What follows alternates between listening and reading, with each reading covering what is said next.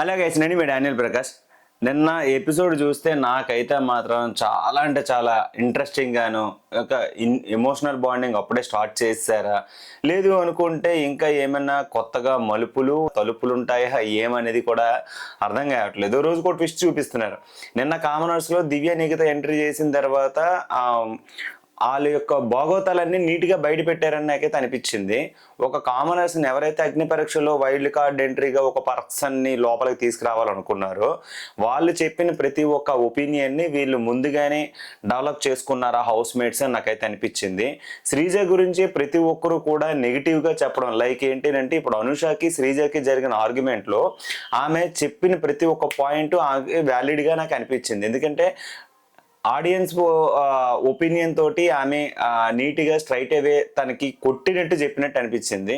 ఒక ప్రొఫెషనల్ వేలో ఉండదు, నువ్వు చేస్తే గొడవలు అవుతాయి ఇట్టా అని చెప్పేసి అవన్నీ శ్రీజ తను ఓకే ఇలా ప్రొజెక్ట్ అవుతున్నానా, నాకేమైనా ఇలాగ అనిపిస్తుందా అని చెప్పేసి శ్రీజ ఇంకా ఆ రోజు నుంచి ఈమె గేమ్ డెవలప్ అవుతుందా లేకపోతే ఈమె టాస్కుల్లోని ప్రతి ఒక్క దాంట్లోని ఇన్వాల్వ్ అవడం కానీ దొంగతనానికి కూడా తను వెనుకాడను అనే టైప్లో తన ఆట మార్చుకుందా నాకైతే అనిపించింది. ఎందుకునంటే హౌస్ మేట్స్ ఎవరైతే కామనర్స్ ఉన్నారో లోపలికి వైల్డ్ కార్డ్ ఎంట్రీగా రావాలనుకున్న వాళ్ళు అందరూ సెలబ్రిటీస్ని పొగుడుతున్నారు, కామనర్స్ని తిడుతున్నారు. వాళ్ళ యారగెన్స్ని కానీ వాళ్ళ బిహేవియర్ కానీ కామనర్స్ని తిడుతున్నారు. సెలబ్రిటీస్ చేసే ప్రతి ఒక్క దాన్ని వాళ్ళు పొగుడుతున్నారు. లైక్ ఏంటంటే బయట ప్రొజెక్ట్ అవుతుంది అలాగే కనిపిస్తుందేమో, మేము చేస్తుంది నిజంగా తప్పుగానే అనిపిస్తుందేమో ఆడియన్స్కి. సో మేము కూడా ఆటలో ఇంటర్ఫియర్ అవ్వాలి, గొడవల్లో కాదు ఆటలో చూపించాలి అని చెప్పేసి దమ్ము శ్రీజ అండ్ ప్రియా కూడా వాళ్ళు యొక్క ఆటని వాళ్ళు చెప్పే ఒపీనియన్ తోటి ఆడియన్స్కి కనెక్ట్ అయ్యే విధంగా వాళ్ళు మార్చుకుంటున్నారేమో నాకు అనిపించింది. అందుకే శ్రీజ ఈరోజు దొంగతనంలో కూడా తను ఇన్వాల్వ్మెంట్ ఉంది, అందుకే తను ఇన్వాల్వ్ అయ్యాల్సి వచ్చింది అని నాకైతే అనిపించింది. మరి మీ అభిప్రాయం ఏంటో చెప్పండి. ఇంకా ఈరోజు ఎపిసోడ్లకి రివ్యూలోకి వెళ్ళిపోతే చాలా అంటే చాలా ట్విస్టులు అయితే వచ్చినాయి. అండ్ దివ్య నిఖిత గారు అయితే మాత్రం చాలా స్ట్రాటజికల్ మైండ్ తోటి అయితే వచ్చారు. వీళ్ళందరికీ కొట్టినట్టు చెప్పే సమాధానాలతోటి వీళ్ళందరినీ ఒక క్రమశిక్షణలో పెట్టాలనా, లేదు అనుకుంటే వాళ్ళందరితో కంపారిజన్ చేసుకొని తిని ఆటని ఇంకా ఇంకా ఇంకా అసలైన రూపం ఇంకా దాపెట్టే ఉంది, ఇంకా చూపించలేదు, వెయిట్ చేస్తున్నాం అని నాకైతే అనిపిస్తుంది. ఎందుకంటే ప్రతి ఒక్క దాంట్లోని కూడా కూల్గా సమాధానం చెప్పి చిన్న చిన్న వాటికి గొడవలు పడే అవకాశం లేదు. నేనంటే ఏటో చూపిస్తా, వీలైతే ఒకే డ్రెస్ తోటి 1 వీక్ కాదు 10 days అయినా ఉండగలిగే సత్తా నాకుంది, నో ప్రాబ్లం అని ఆమె చాలా చాలా నీట్గా సమాధానం చెప్పింది. సో ఆమె స్ట్రాటజికల్ మైండ్ అయితే మాత్రం వేరే లెవెల్ అని నాకు చెప్పాలి. ప్రతి ఒక్కరిని కూడా ఆమె ర్యాంకింగ్లోనే కాదు ఆటలో కూడా వాళ్ళందరినీ ఒక క్రమ పద్ధతిలో పెడుతుందేమో నాకైతే అనిపించింది. సో ఆడియన్స్గా మీరు చూస్తుంది ఏ ఒపీనియన్తో చూస్తుందో నాకైతే తెలీదు. ఇక్కడ కామనర్స్కి సెలబ్రిటీస్కి మేకే కూర్చోవడానికి రెడీగా ఉందని చెప్పేసి నాకైతే అనిపించింది. సో ఈ దసరా 2.0లోని ఈ బిగ్ బాస్ 9 2.0లోని ఇంకా ఎవరు వస్తున్నారు, ఎంతమంది సెలబ్రిటీస్ వస్తున్నారు, వీళ్ళకి జరగబోయే ట్విస్టులు ఏంటి అనేది ఈ కామనర్స్ వర్సెస్ సెలబ్రిటీస్ ఎవరైతే ఉన్నారో వాళ్ళందరికీ సమాధానాలు గట్టిగా కనబడతాయి. వాళ్ళందరికీ ఇంకా మొబ్బే, ఇంకా ఒకరిని మించిన ఒకరు వస్తున్నారు. ఆల్రెడీ 2 weeks గేమ్ని బయట చూసి లోపలికి రాబోతున్నారు కాబట్టి ప్రతి ఒక్క పర్సన్ యొక్క మైండ్ మెంటాలిటీ వాళ్ళకి తెలుసు. వాళ్ళు స్ట్రాటజికల్ మైండ్ సెట్ ఎలాగైతే ఉంటాయో చూడాలని నాకైతే అనిపిస్తుంది. మీకు మీ అందరికి ఇంకో విషయం చెప్పాలండి. అంటే నేనైతే పడాల కళ్యాణ్ వాళ్ళ నాన్నగారిని వాళ్ళ ఇంటర్వ్యూ చూశాను. వాళ్ళు చాలా పూర్ ఫ్యామిలీ, చాలా అంటే చాలా పూర్ ఫ్యామిలీ. కాకపోతే వాళ్ళు విజయనగరంలోని ఉంది, ఆ కిరణ్ షాప్కి ఆయన ఓనర్లా ఉన్నాడు. అటువంటి పర్సన్ చూసి వాళ్ళ నాన్న ఎంత స్ట్రిక్ట్గా అతను పెంచారో నాకైతే అర్థమవుతుంది. కానీ లోపల ఇతను చేస్తుందంటే చాలా చీప్గా అనిపిస్తుందండి.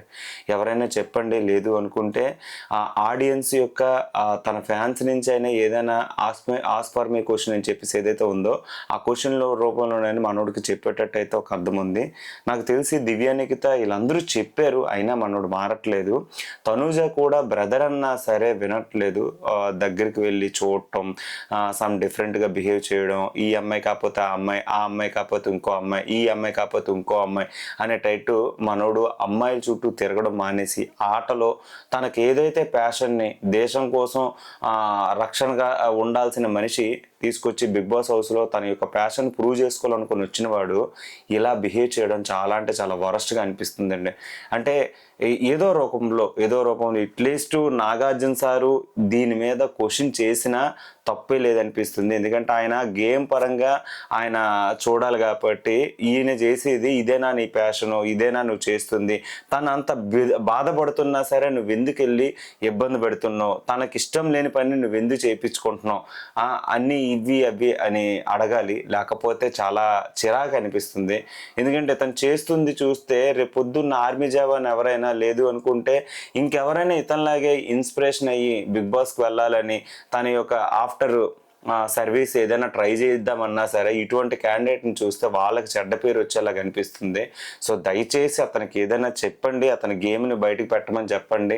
లేదు అనుకుంటే హౌస్లో నుంచి బయటికి తీసుకొచ్చేయండి, చూడలేకపోతున్నాం ఆ చెత్తని.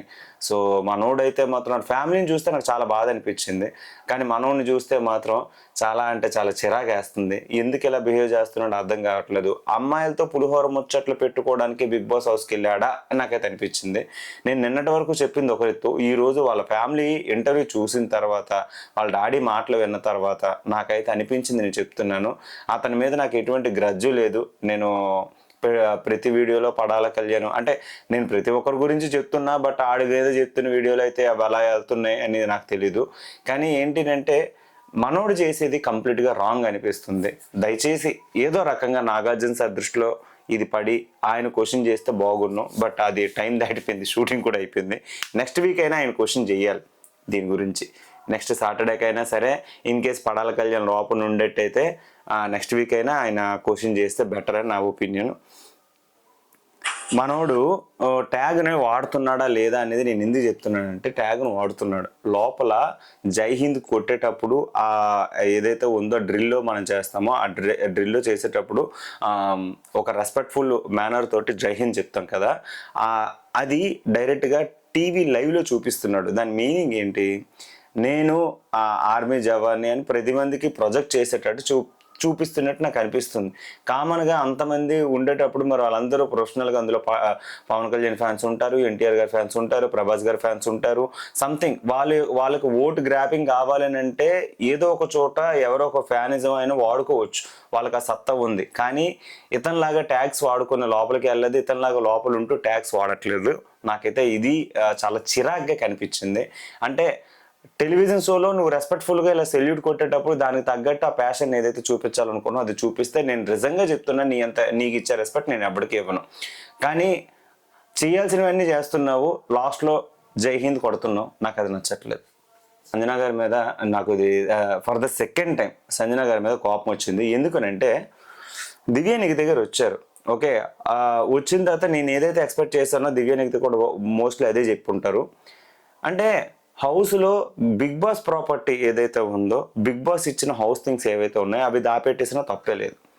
కానీ ఒక పర్సన్ లోపలికి వచ్చేటప్పుడు వే ఆఫ్ ట్రీటింగ్ ఎలా ఉండాలి అంటే, ఆమె నాకు గట్టి పోటీ ఇస్తుంది, ఆమె సత్తా చూపించడానికి వచ్చింది, నేను ఆమె కంటే ఎక్కువ తోపు అని చూపించుకోవాలని దొంగతనం చేయడం చాలా చిరాకు. అంటే అట్లీస్ట్ ఆమె వే ఆఫ్ బిహేవియర్ కూడా తెలియకుండా, ఆమె థింకింగ్ ఎలా ఉంటుంది, ఆమె గేమ్ ఎలా ఉంటుంది, ఆమె ప్రతి ఒక్క దాంట్లో ఎలా ఉంటుంది, ఆమె మైండ్ సెట్ ఎలా ఉంటుంది ఏమీ తెలియకుండా వచ్చిన వెంటనే ఆమెకి ఏవైతే సాటర్డే కాస్ట్యూమ్స్ డ్రెస్సెస్ ఉన్నాయో ఆ కాస్ట్యూమ్స్ అన్ని దాపెట్టేసి, ఆమె పర్సనల్ థింగ్స్ అన్ని దాపెట్టేసి మళ్ళీ దానికోసం వాళ్ళు వెతుక్కునేటట్టు హౌస్ హార్మోని చెడగొట్టాలని ఎంత ట్రై చేయడం అనేది చాలా చిరాకు అనిపించింది. దీంతో అంటే ఈమెతోటి శ్రీజ కలిసి ఆడడం అనేది నాకైతే చాలా అంటే చాలా ఒరే ఏమన్నా ఇది అనిపించింది. అంటే శ్రీజ ఎందుకు ఆడాలి, ఈమెతో కలిపి ఎందుకు ఆడాలి? శ్రీజకి ఆల్రెడీ గొంతేసుకొని పడిపోవడం అలవాటే కదా. కానీ శ్రీజ ఎందుకు తగ్గింది అంటే, నేను చెప్పాను కదా, వీళ్ళందరూ వచ్చి వీళ్ళని పొగుడుతున్నారు, సంజనని పొగుడుతున్నారు ఇవన్నీ. అంటే ఇప్పుడు సంజన గారితో ఉంటే టీవీలో కనిపించే కంటెంట్ అనేది డిఫరెంట్గా వెళ్తుంది. ఇంకా టీఆర్పీకి సంబంధించి కానీ ఈ అమ్మాయికి ఓట్లు కుదరలు కానీ వీళ్ళ అభిమానులు కానీ ఎవరన్నా సరే ఈ అమ్మాయి మీద చిరాకు పడడం మానేస్తారు. కంటెంట్ డిఫరెంట్గా వెళ్ళబోతుంది. సో సంజన గారితో నేను సపోర్టివ్గా ఉండాలి అని ఫిక్స్ అయినట్టుగా ఉంది. సో సంజన గారు ఈ అమ్మాయికి తన ఏవైతే ఉన్న డ్రెస్ దాపెట్టడానికి ప్రియాకి చెప్పింది. శ్రీజ అయితే ఇద్దరు కలిసి చేశారు. ఒక బీమ్ బ్యాగ్లోని మొత్తం అమ్మాయి పర్సనల్ థింగ్స్ అన్ని దాచేశారు. ఇక్కడ ఎంచో ఇమాన్యుయల్ ఎంచో ఆ బాల్స్ బీమ్ బాల్స్ అందులో వేయడానికి ట్రై చేశాడు. రాము చూశాడు. ఇలా ఒక్కొక్కరికి ఈ విషయం గురించి ఆల్రెడీ తెలిసిపోయింది. పాపం నాకు దివ్య నిక్తకి అంటే గొడవ పెట్టుకోవడం పెద్ద వింతేం కాదు. ఓకే, వీళ్ళందరితో పోల్చుకుంటే అమ్మాయి వాయిస్ చాలా పెద్దది. మాట్లాడాలంటే గట్టిగా మాట్లాడుతుంది. ఒక పాయింట్లో చాలా వాళ్ళందరూ మూసుకుంటారు. ఆ టైప్లో ఉంది ఆ పర్సనాలిటీ. అండ్ ఆ మనిషి కూడా ఆ మనిషి చెప్పిన పాయింట్ ఎలా ఉంటుంది అంటే చాలా స్ట్రైట్ ఫార్వర్డ్గా కొట్టినట్టు చెప్పుద్ది. సో ఈ రకంగా చెప్తే ఎవడు కూడా ఇంకా మాట ఎత్తి అనడానికి కూడా పళ్ళెత్తి మాట ఎత్తితే అనడానికి కూడా ఇంకా ఉండదు అనే టైప్లో ఉంటుంది ఆమె వాయిస్. సో ఆమె చెప్పడానికి ఎందుకు ఆగింది అంటే చూద్దాం, ఇంకొక 2 days చూద్దాం అనే టైప్లో ఆలోచించింది. సో ఈ విషయంలో నుంచేమో హరీష్ ఎప్పుడెప్పుడు దొరుకుద్దా సంజన గారు దొరుకుతారా అని చెప్పేసి ఆమె మీద విరుచుకు పడిపోవడానికి ఇవేం పనులు ఇవి, ఈ దొంగతనాలు ఏంటి అని చెప్పేసి హరీష్ ఇంకా సంజన గారి మీద ఏదో ఒక రూపంలో ఆమె మీద గ్రడ్జ్ పెట్టుకున్నాడు. కాబట్టి గ్రడ్జే, ఇది నా దృష్టిలో గ్రడ్జే అని అంటున్నాను. సో ఆమె మీద విరుచుపడడం అయితే స్టార్ట్ చేశాడు. చాలా చిరాకు పడ్డాడు. ఆమె గురించి అందరికీ తెలిసిపోయింది. దొంగతనం ఎవరైతే చేశారో అందరికీ తెలిసిపోయింది. లాస్ట్లో పడాల కళ్యాణ్ ఆ భీమ్ బాల్స్ ఏవైతే ఉన్నాయో అవి తీసి అందులో ఉన్నాయని చెప్పి దివ్య నిఖితకి వెళ్ళి పులిహోర కలపడం స్టార్ట్ చేశాడు. యాక్చువల్లీ ఏంటంటే అక్కడ హౌస్లో 2-3 చూసారు దాని పక్కన భీమ్ బాల్స్ ఉండవు. సో దాన్ని చూసి అక్కడ వెళ్ళి భీమ్ బాల్స్ ఉన్న తీసుకెళ్ళి దివ్య నిఖితకి పులిహోర కలపడానికి అప్పుడే మనం ట్రై చేస్తున్న ఫీలింగ్ అయితే నాకు వచ్చింది. కావాలంటే రేపటి నుంచి ఎపిసోడ్ కూడా మీరు ఎగ్జాక్ట్గా చూడండి. దివ్య నిఖిత చుట్టూ తిరుగుతాడు మనోడు. దివ్య నిఖిత అవి ఎప్పుడైతే ఆ సామాన్లు అన్నీ తన క్లాతింగ్స్ అన్నీ తీసుకుందో అవన్నీ మరలా దొరికేసి ఆమె ఇంకా అందరితో మాట్లాడింది. పర్సనల్ థింగ్స్ అలా దాపెట్టడం కరెక్ట్ కాదు అని ఫీల్ అయ్యింది. ఇంకా అందరూ ఆమెకి ఇంకా సంజన గురించి మీకు తెలిసిందే కదన్న టైప్లో మాట్లాడారు. బట్ నామినేషన్లో ఈ అమ్మాయి ఎలా రియాక్ట్ అవుతుంది, నెక్స్ట్ వీక్ ఈ అమ్మాయి చేసే గేమ్ స్ట్రాటజీ ఎలా ఉంటుంది అనేది మనం చూడాలి. అయితే ఈమెకి బిగ్ బాస్ ర్యాంకింగ్ అయితే ఇచ్చారు. దివ్య నిఖిత ర్యాంకింగ్ అండి బయట చూసి వచ్చింది కాబట్టి 2 వారాలు టాస్క్ చూసి వచ్చింది కాబట్టి 2 వారాలు బిగ్ బాస్ని చూసి వచ్చింది కాబట్టి ఈమెకి ఒక ర్యాంకింగ్ సిస్టమ్ అయితే ఇచ్చారు. ఎవరికి ఏ ర్యాంకింగ్ ఇస్తారని. ఫ్లోరా గారికి 13th ఇచ్చింది. ఎందుకంటే ఆమె గేమ్ పరంగా ఎక్కడా కనిపించట్లేదు. ఏమనంటే లాంగ్వేజ్ బ్యారియర్ అని చెప్పి పక్కకి వెళ్ళిపోతుంది కానీ ఎక్కడ అంతగా ప్రొజెక్ట్ అవ్వట్లేదు అనేది డీటెయిల్గా చెప్పింది. రాము మొన్న బొమ్మల టాస్క్లో బొమ్మలన్నీ దాపెట్టుకోవడంలోని బాస్కెట్లో దాచుకోవడంలోని ఆ కెప్టెన్సీ టాస్క్లో గివ్అప్ ఇచ్చడం, కెప్టెన్సీ టాస్క్ కాదు ఏంటి వానర్స్ టాస్క్కి ఏదైతే ఉందో టెనర్స్ నుంచి వానర్స్కి అయ్యే టాస్క్లో అందులో రాము ఎంచాము దాంట్లోని గివప్ ఇచ్చేయడం ఆమెకి నచ్చలేదు. అప్పటి నుంచి రాముకి అదే ఉంది. కళ్యాణ్ అక్కడక్కడ తప్ప పూర్తిగా కనిపించట్లేదు. ప్రతి ఒక్క విషయంలోని ఇన్వాల్వ్మెంట్ ఉండాలి అండ్ కొన్ని చోట్ల తప్ప అంతగా ప్రొజెక్ట్ అవ్వట్లేదు అని కళ్యాణ్ని 11th ర్యాంక్ ఇచ్చింది. శ్రీజకి అయితే 10th ర్యాంకు. ఎందుకంటే శ్రీజకి చెప్పిన విషయం ఏంటంటే ఎప్పుడైతే అగ్ని పరీక్షలో కంటెస్టెంట్గా నువ్వు గెలిచావో ఇక్కడికి వచ్చిన తర్వాత అయిపోయింది, ఇంకా చిల్ అవ్వచ్చు, ఏదో హౌస్లో వచ్చామా ఎంజాయ్ చేసామా అనే టైప్లో నువ్వు ఉన్నా కానీ అంతగా గేమ్ ప్రాజెక్ట్ అవ్వట్లేదు అన్నది హరీష్ గారు.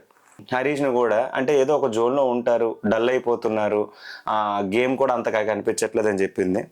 ప్రియ యొక్క ఒరిజినాలిటీ కోల్పోతుంది అని చెప్పింది. ఎందుకంటే గ్రూప్గా ఆడుతున్నప్పుడు ఆ గ్రూప్ వలన నీ ఇండివిజువాలిటీ పోతుంది, నీ ఒరిజినాలిటీ పోతుంది, నీ యొక్క స్ట్రాటజీ కూడా మైనస్ అవుతుంది అని చెప్పింది ప్రియకి.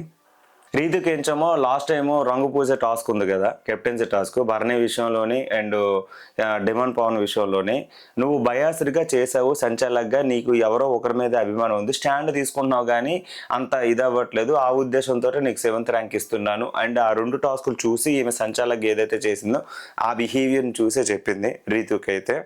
మనకి 6th ర్యాంక్ ఇచ్చింది. ఏంటినంటే టాస్కుల్లో మీరు కనబడుతున్నారు. టాస్కుల్లో మీరు ఫైట్ చేస్తున్నారు. కానీ ఎక్కువగా కనబడట్లేదు. స్టాండ్ తీసుకున్న విషయంలో గానీ అంటే ఏదైనా అంటే ఇమ్మీడియేట్‌గా గివ్ అప్ ఇచ్చేస్తాడు. లేదు అంటే వదిలేసి వెళ్ళిపోతున్నాడు అనే ఉద్దేశంతోటైతే 6th ర్యాంక్ ఇచ్చింది. తనుజ విషయంకొచ్చేసరికి ఈజీగా ఎమోషనల్ అయిపోతున్నాం. ఎమోషనల్‌గా ఎక్కువ టచ్ అయిపోతున్నాం. అండ్ టాస్క్ విషయంలోకి వచ్చేసరికి ఎవరైనా సపోర్ట్ చేస్తేనే తీసుకో, లేకపోతే లేదు. అంతేగాని మనం నాకొద్దు అదని ఇదని అడగకూడదు కదా. చేస్తున్నప్పుడు తీసుకోవాలి. లేదు అంటే వాళ్ళు మరలా తర్వాత ఆప్షన్ ఉండదు కదా అనే టైప్‌లో మాట్లాడింది. ఎందుకనంటే second time demon Pawan first ఏదైతే బ్యాడ్జ్ ఇచ్చేసాడో మరలా ఆ బ్యాడ్జ్ సాధించుకోవడానికి తను ఎంతో గట్టిగా ఫైట్ చేశాడు. సో ఆ ఫైట్ చేసిన విధానం డెమాన్ పవన్ విషయంలో నచ్చింది. సో నువ్వు వాడితే బాగుంటావు, నువ్వు వాడకుండా ఎక్కడో ఒక చోటు ఉంటే బాగోదు, సో నువ్వు వాడాలి అనే ఉద్దేశంతో నేను ఇచ్చాను 4th ర్యాంక్ అని చెప్పేసి డెమాన్ పవన్ 4th ర్యాంక్ ఇచ్చింది. నెంబర్ 3 సంజన గారు. ఎందుకంటే సంజన గారిని పోడింది అనుకోలే, తిట్టింది అనుకోలే, అర్థం కాలేదండి. సంజన గారి విషయంలోకి ఏంటి అంటే ఇప్పుడు ర్యాంక్ నెంబర్ 3 ఇచ్చేటప్పుడు హౌస్లో మీదంటూ ఒక డిఫరెంట్ క్యారెక్టర్ ఉంది. ఆ సంజన గారితో నేను భయపడాలి.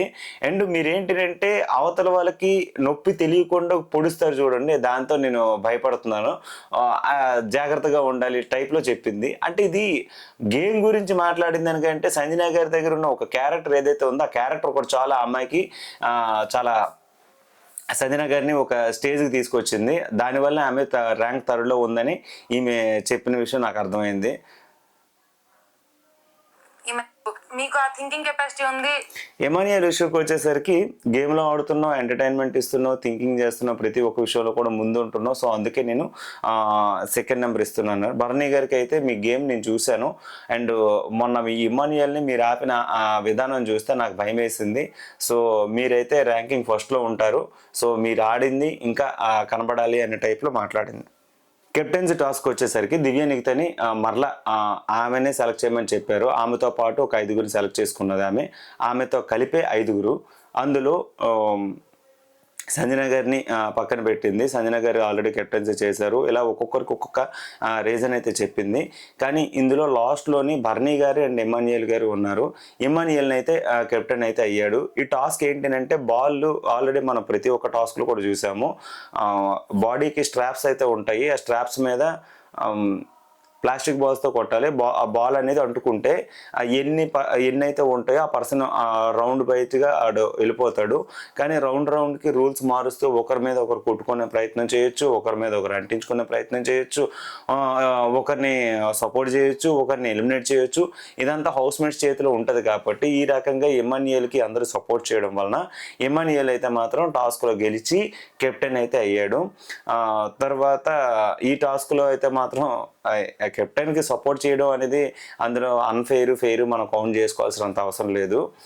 ఇప్పుడు సంజన గారిని ఇప్పుడు ఎవరికైతే యాపిల్ రెడ్ స్టోన్స్ అయితే వచ్చాయో ఆ రెడ్ స్టోన్స్ బట్టి వాళ్ళ యొక్క హౌస్లో ఉండాలా బయటికి వెళ్ళిపోవాలనేది బిగ్ బాస్ నిర్ణయిస్తారు. ఫ్లోరా గారికి ఆల్రెడీ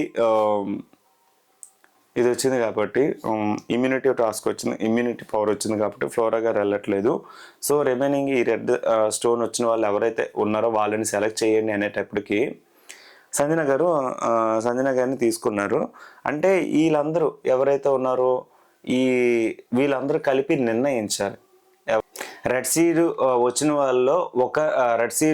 వాళ్ళు ఒకరిని బయటికి పంపించే అవకాశం వాళ్ళకైతే ఉంది. కాబట్టి ఇందులో భరణి, రాము, పడాల కళ్యాణ్ అండ్ హరీషు వీళ్ళందరూ డిస్కస్ చేసుకొని ఈమెని బయటికి పంపించడానికి ట్రై చేశారు. ప్రతి ఒక్కరూ చెప్పిన డిమాండ్ పవన్ వీళ్ళ 5గురు కలిపి మాట్లాడుకుంది ఏంటంటే కేవలం సంజన గారి విషయంలో హౌస్ హార్మనీ పాడవుతుంది. ఎస్పెషల్లీ హరీష్ అతను ఏంటంటే దొంగల హౌసు అని అనిపించకూడదు. సో నేను ఆమెను ఎట్టి పరిస్థితుల్లో నేనైతే యాక్సెప్ట్ చేయలేకపోతున్నాను, నాకు సెకండ్ ఆప్షన్ లేదు అని భరణి గారు అడిగితే చెప్పాడనమాట. సో వీళ్ళందరూ భరణి గారు కూడా పొద్దున్న జరిగిన విషయంలో దివ్య నిఖిత వచ్చేటప్పుడు జరిగింది కూడా మాట్లాడాడు. ఇంకా డిమాండ్ పవన్ కూడా తను యాటిట్యూడ్ కానీ తను గేమింగ్ కానీ అందరికి చిరాకు పుట్టిస్తుందని ఇలా ఇలా ఒక్కొక్కరు చెప్పారు. ఎస్పెషల్లీ పడాల కళ్యాణం అసలు మనోడు గేమ్ ఆడింది ఏ బొక్క ఉండదు, కానీ ఇంకోళ్ళ గురించి జడ్జివేషన్ మాత్రం చాలా గట్టిగా ఇస్తాడు. హౌస్లో ట్రోల్ అయిపోతావు అదని ఇదని బయట దాని గురించి గట్రా మాట్లాడతాడు. ఆ మాట్లాడేది ఏదో గేమ్లో ఇతను చూపించుంటే బాగుండు. అసలు ఇతను కంపారిజన్ చేసుకొని సంజన గురించి మాట్లాడాడు చూడు, సంజన గారి గురించి.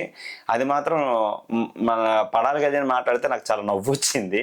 మిగతా వాళ్ళు మాట్లాడిన ఒక అర్థం ఉంది, ఏదో రకంగా ప్రొజెక్ట్ అవుతున్నారు, గేమ్ ఆడుతున్నారు, బట్ మనోడైతే ఏం లేదు. అండ్ హరీష్ కూడా గొడవలు తప్ప ఏ బొక్క లేదు. అది ఆ హుడి వేసుకొని అక్కడ కూర్చొని సంజన గారు ఏం చేస్తారు, సంజన గారితో ఎలా గొడవ పడాలి, సంజన గారు ఏం చేస్తున్నారు అనేది తప్ప, కానీ మనోడు ఏ బొక్క పీకింది లేదు.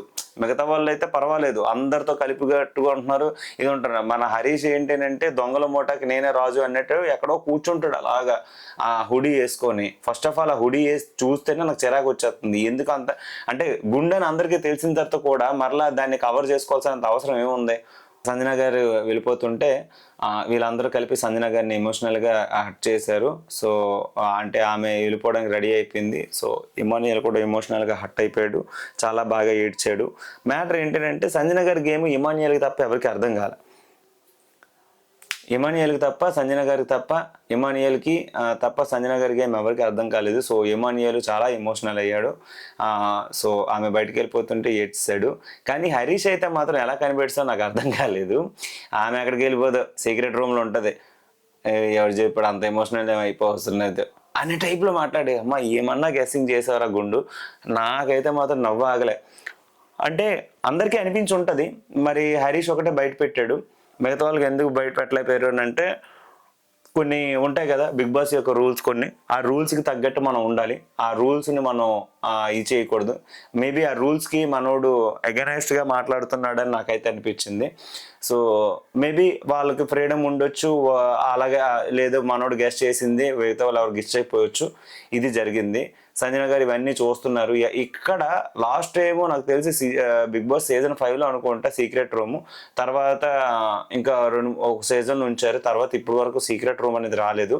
ఈ సీజన్లో సీక్రెట్ రూమ్ మళ్ళీ రివీల్ చేశారు. సో చూడాలి ఈ సీక్రెట్ రూమ్ యొక్క ఎఫెక్ట్ ఎలా ఉంటుందో. సంజన గారి గురించి ఎవరెవరు ఎన్ని మాట్లాడుకున్నారు, ఏం మాట్లాడుకున్నారు ఆమె ఆల్రెడీ విన్నది. పొద్దున్న 4 వరకు ఇది డిస్కషన్ అన్ని జరిగాయి.